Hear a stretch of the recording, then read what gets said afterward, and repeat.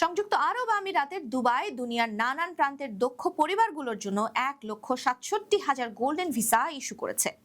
দুবাইয়ের সংশ্লিষ্ট কর্তৃপক্ষ ডিজিআরএফএ জানিয়েছে, বিনিয়োগকারী, বিজ্ঞানী, বিশেষজ্ঞ, উদ্যোক্তা, মানবতাবাদী অগ্রদূত, সম্পত্তি বিনিয়োগকারী, মেধাবী শিক্ষার্থী এবং অবসরপ্রাপ্তদের এই গোল্ডেন ভিসা দেওয়া হয়েছে। 2021 সাল থেকে 2026 সালের প্রথম 3 মাস পর্যন্ত এই গোল্ডেন ভিসা দেওয়া হয়। দুবাইয়ের সংস্থাটি আরও জানিয়েছে, প্রতিভাবানদের পরিবারকে 1,67,124টিরও বেশি এবং রিয়েল এস্টেট বিনিয়োগকারীদের পরিবারকে 1,286,টিরও বেশি রেসিডেন্সি প্রদান করা হয়েছে। কর্তৃপক্ষ বিজ্ঞানী ও বিশেষজ্ঞদের পরিবারকে 70,247টিরও বেশি, বিনিয়োগকারীদের পরিবারকে 37,022টি এবং অবসরপ্রাপ্তদের পরিবারকে 3,259টি রেসিডেন্সি প্রদান করেছে।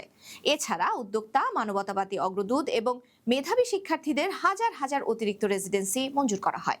গোল্ডেন ভিসার এই ধারাবাহিক প্রবৃদ্ধিকে দুবাইয়ের সামাজিক ও পরিষেবা পরিকাঠামোর প্রতি সারা বিশ্বের দক্ষ পেশাজীবীদের ক্রমবর্ধমান আস্থার প্রতিফলন হিসেবেই দেখা হচ্ছে।